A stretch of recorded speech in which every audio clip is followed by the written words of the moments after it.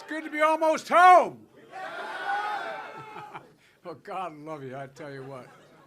You know, you guys build bridges. You can't be in a better city. The more bridges in this city than any city in America. Look, folks, you know, we've been through a lot together. I want to thank you for that introduction. It's over the top, but I want to tell you, if I didn't have my views about union movement, my grandfather Finnegan from Scranton would come down and kick my rear end. It's real simple. Look, folks, you know, I want to, Brent, thank you for all you've done, and Phil, and a big hello to my good friend John Fetterman. John was here. I know you had to be sitting down because if I didn't see, I get worried, John. I want him. If you got to be in a foxhole, man, you want this sucker with you. You want him with you. And look, Chris, where's Chris? Chris, there you go, Chris. Congratulations, Chris. Thank you very much. And, you know, you've not only led the union movement, you built the middle class. You know, all kidding aside, you know, when I started saying this years ago, people looked at me like I was nuts. There used to be there was a law that was passed in the 30s, in the early 30s by Roosevelt, making it easier or fairer for unions to be able to organize because of strong opposition to organized labor. But there's a provision in that law that no president really paid much attention to. And to be honest with you, I didn't realize until about 14 years ago that it existed. It not only says how they can't block unions by doing, they still try to do unfair things. They can only block it, but this goes on to say any money appropriated by the United States Congress given to the president to build something or to spend it must be spent with American labor and American products. Well, guess what? I'm the first president that said that means I mean it. That's why there's so much an incredible growth. We've hired more people in a 4-year period than any president has in American history. And by the way, you've heard me say it 100 times. I'm going to say it 1,000 more times, as long as I have a breath. You know, Wall Street didn't build America. Middle class built America. And you built the middle class. That's a fact. You built it. That's not a joke. There would be no middle class without you. And folks, look, the fact is that my dad never went to college, but my dad was a hardworking guy. And my dad used to have an expression. He said, Joey, a job's about a lot more than a paycheck. I'm serious. Our dinner table was a place we had conversation, incidentally ate. My dad would say, Joey, a job's about a lot more than a paycheck. It's about your dignity. It's about respect. It's about your place in the community. It's about how people treat you and look at you. And everybody, and he meant it, everybody determines is entitled to be treated with dignity. Well, that's what unions you've done. You've raised people's expectations. You've given them pride. You've given them a reason for being. You've changed. And all the apprenticeships. Remember how when I got elected president, business was going to help us. They were going to provide apprenticeships. Give me a break. Give me a break. Anyway, I don't want to get going here. But look, 10 days. 10 days. Now, I know I look like I'm only 40, but I'm 46. I take 66. But all kidding aside, you know, this is the most important election of our lifetime, no matter how young or old you are. Not a joke. It's not hyperbole. It's not Democrat, Republican. This is decency versus lack of decency. This is about character, this election. And folks, you know, I got to choose my words here. The choice couldn't be clear. The choice couldn't be more stark. I am a president, as pointed out by my buddy, that I walked the picket line. Well, so is Kamala walked the picket line. You know, not only the only picket line Trump ever looks at is one he can, in fact, cross the picket line, not walk it, cross it. Name me something he's ever done. One single thing. Name me one single thing as a private entrepreneur or as a candidate he's ever done for American labor. Name him. No, I'm being deadly earnest because this is, I mean, this even shouldn't even be close, but he wins everything you talked about. He said he wants to get rid of. Absolutely. Not one thing you talked about did he support. Not one thing, not a single thing. You know, even anyway. We're not going to let him win. Well, you can't let him win, by the way. Look, guys, the presidential historians tell us that the most consequential thing the president can possess is character. By character, we mean that will they stand up? Will they stand up? Are they going to tell you the truth? Are they going to tell you when they disagree? And when they agree, they're going to fight for you. Character, just plain old character like you do when we were kids. You knew the kids in the neighborhood had character and didn't have character. You knew who you could count on and couldn't count on, man or woman. I mean, seriously, think about it. This is pretty basic stuff. It's about decency. It's about honor. And look, I'm going to just say it, and the most controversial thing I may have said. Trump has no character. He's not demonstrated it. Whether he was having the people working, you know, I mean, and I shouldn't get going. But, you know, but the thing, he doesn't give a damn about union workers, or any workers for that matter. He views unions as getting in the way of the accumulation of wealth for individuals. That's what he views it as. Folks, it's in labor's interest to defeat Donald Trump more than any other race you've been in, as long as any one of you been alive. You know, I've given my heart and soul to labor my whole career as president because it wasn't hard. It was just where I was raised, who I was with, what I've seen. You know, everybody deserves a shot, man. Just a shot, no guarantee. Everybody deserves a shot. As close to a level playing field as you can make it. And the last thing we need is for Trump to get elected to take away all the things we've done. How many of you have pensions now again? How many of your families have pensions? They opposed it. I mean, just go down the list of all the things that really matter to a family, to a hard-working family. Look, you organized labor, his worst nightmare, but you're also the best thing that ever happened to the American economy. We got a lot more work to do, Kamala does. A lot more work to do. But let me tell you what, we're the envy of the world. We have the best economy in the world because of you. A lot more to do. But here's the deal, guys, from my standpoint. You fight for ordinary people like the neighborhood I grew up in, the people I grew up with in Claremont, Delaware, Scranton, Pennsylvania, Wilmington, Delaware. People who just want a shot. They're not asking for a favor, just want an even shot. And he only knows we're all about lifting people up. Think about it. I've never been this direct, but I tell you what, he's about making sure he pushes people down. He thinks the way you get ahead is push people down. But you get ahead. We were talking the way up here. You know, when I made the commitment that I'd only hire American workers and use American products. Well, I was told and labor began to flourish, et cetera. I asked the Treasury Department to do a study. When union workers, not labor, union, when unions do better, what does it do for the rest of the economy? Everybody does better. Everybody's wages come up. Everybody. Everybody.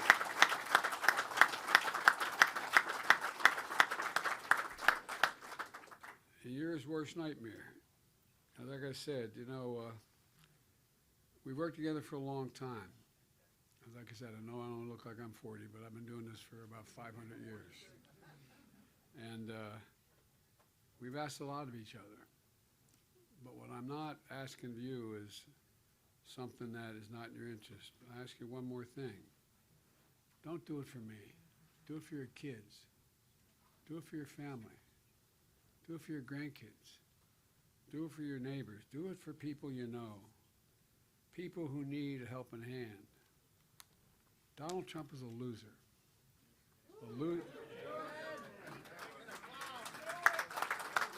He's a loser as a candidate. And more importantly, in my view, and I'm just going to say it straight up, he's a loser as a man. He's a loser as a man. We fought too hard for the gains we made, for the people we grew up with, the neighborhoods we come from. And I know who was standing next to me the last 4 years, Kamala Harris. Let me tell you something, folks. I picked her because she has a backbone like a ramrod. She doesn't bend, I'm serious. She has a backbone like a ramrod. And folks, look, as I said, I'm from Scranton, and a place where we stand up for one another in my neighborhood. So please, follow your gut. Do what's right. Do what's the right thing to do for everybody, the people you grew up with, the people you work with, the people you love.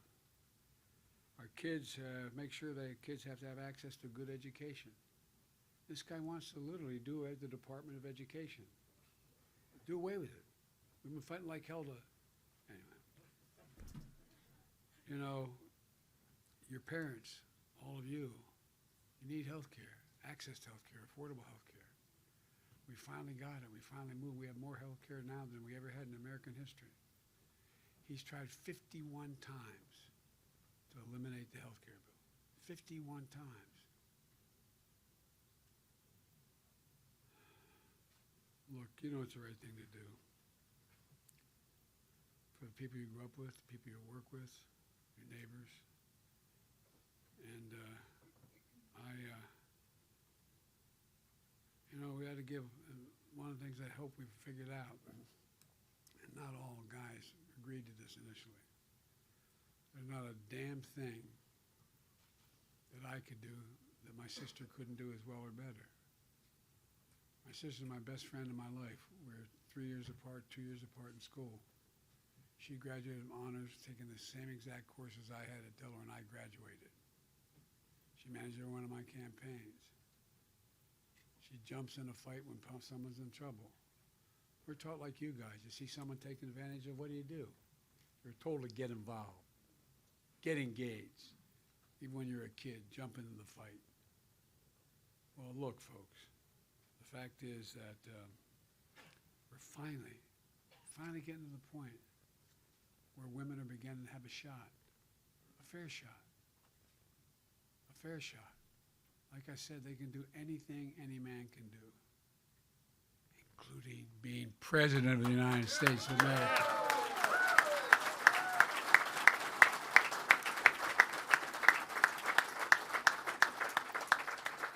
Look, I'm trying to be a good boy here. There's never been, in my view, a clearer choice as a student of history, someone who has known more world leaders than any living president, any president ever has. Know them well, the good and the bad. The fact of the matter is that we know how important this election is. It's because of you, we've created more jobs than any time in history. We have made in America become what is the standard now, not the exception. Remember what corporations used to do under him? That was they'd send the job overseas to the cheapest labor they could find and then bring the product back home. Well, I went overseas and I talked with the South Koreans first about the CHIPS Act. I said, look, you guys we invented the chip. We made sure it works a little smaller than the end of his little finger. And guess what? They decided to invest $15 billion. They came back here. I said, why did you come when I talked to Samsung? He said, because you're the most qualified workers in the world. You guys are not only the best in America, you're the best in the world. That's not a joke. You're the single best in the world. And I asked, why? So what? You know how much, remember where I was being criticized about how Biden was going to plan the economy too much and the government's going to be too involved? Well, guess what? We brought off the sidelines in private investment $1 trillion in investment. Remember when we got elected, we were told there's going to be a recession? No one's talking about recession on our watch. I'm serious. So, folks, look, I'm trying to be good. But look, I know how damn hard you fought for the gains we have. I know how damn hard you worked for your fellow colleagues. I know how you stuck together. And I know how you reached down to help people. You know, And I know you know that without the shot of a decent wage, without the shot of access to health care, basic health care, without the shot of being able to retire on something, to have something to look forward to, we're in trouble. Well, you're guaranteed that's not going to happen anymore in America. We got more to do. We got to make housing more affordable. We got to give people a break to start their first homes. We got to give people a break to get going. That's all in play. And if Kamala wins, it's going to happen. It's going to happen. But folks, you know, the fact is that I don't think it's exaggeration. I can think of no man who has thought less of the average working person in America than this guy did, whether he was making sure that people worked overtime without getting paid on his gardens down in Mar-a-Lago, or whether it was what he passed. He's created the largest deficit of any president in 4 years in American history. You know what he wants to do now? He provided a $2 trillion tax cut for the super wealthy, creating a gigantic deficit. You know what he's proposing now? A $5 trillion tax cut for the same people. The leading economists in the world got together and concluded that if Trump fulfilled his request that he wants for the economy, that we'd be in recession. We'd lose thousands of jobs, millions of jobs. So you got to promise you'll tell my wife I behaved. I didn't say all that I think. But you know in your gut, man, you know in your gut how important this is. You know it. If everything we've worked for, everything you've allowed to happen, he has literally spoken out and said he's opposed to. And his new great, the wealthiest man in the world, now his ally, right? Well, that wealthiest man in the world turned out to be a legal worker here when he was here. Oh, I'm serious. He was supposed to be in school when he came on a student visa.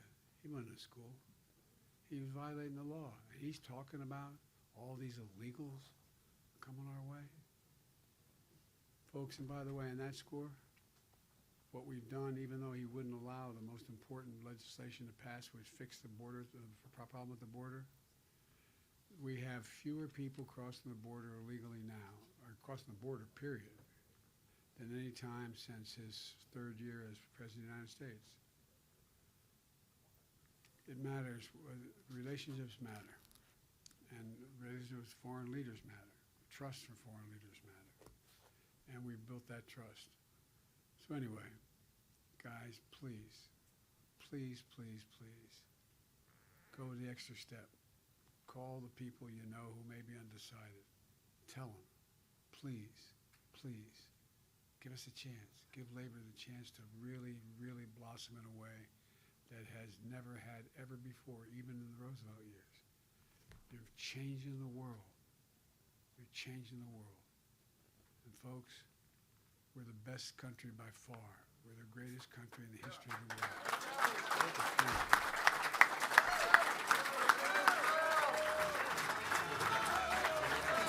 Thank you for everything. We've got a room full of we're going to do everything we can to get her elected. Thank you.